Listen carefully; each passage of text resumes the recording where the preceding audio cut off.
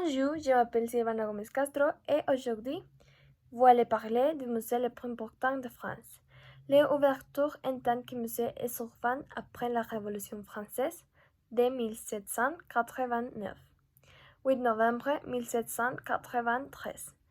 Cela peut être considéré un événement, ça pour la première fois de toute l'histoire. Des œuvres de collections privées de la monarchie et de l'aristocratie ont été nationalisées pour être gérées par une galerie publique. Aujourd'hui, il comptait plus de 380 000 objets et 35 000 œuvres d'art. Ce musée reçoit plus de 10 millions de visites par an. Il est dans le centre-ville depuis le XIIe siècle. Il fut la résidence de plusieurs monarchies, dont le célèbre roi Soleil.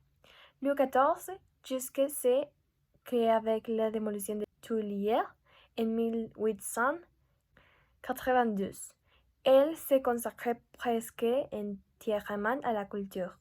La collection du Louvre s'est forgée au fil des siècles. Depuis son inauguration, la principale source d'enrichissement vient du transfert des pièces de la noblesse au peuple, un processus fortement promu par la Révolution française.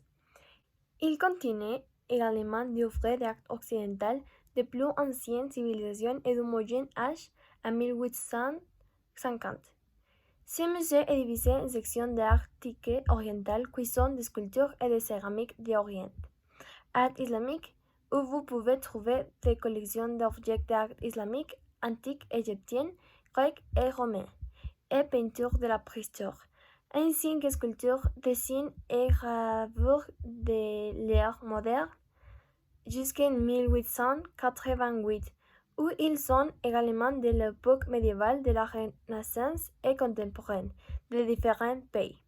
Objets d'art, de bijoux, de mobilier et d'horlogerie, ainsi que de peintres de tous lieux et écoles et arts graphiques. De même, il a un département sur l'histoire du Louvre lui-même et il a 21 nouvelles salles dédiées à la peinture italienne et espagnole. Les pièces qui sont trouvées à l'intérieur du bâtiment appartiennent à trois catégories: archéologie, art décoratif et beaux-arts. Ces derniers sont des œuvres exclusivement antérieures à l'impressionnisme. Certaines œuvres les plus connues sont la Joconde de Leonardo da Vinci, la peinture la plus célèbre du portrait de la femme Francisco de Giocondo, les Marie à Cana qui présentait la société vénitienne de son temps à travers des historiques publics. La Vénus de Milo est l'une des sculptures les plus représentatives de la sculpture hellénistique. Il a été trouvé à Milo, vendu à la France en 1820. La victoire allée de Samothrace, une représentation de la décès de la victoire.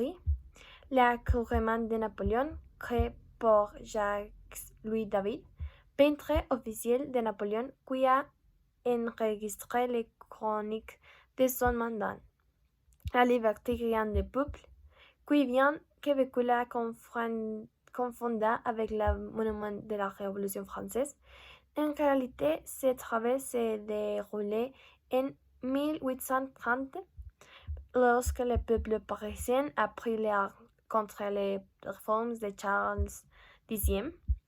Chevaux Marly ou les un peu bois de chevaux sauvages élus par les Franis. Cette œuvre a été réalisée pour Guillaume Cousteau. Finalement, l'architecture du bâtiment est une fusion de la Renaissance et du moderne.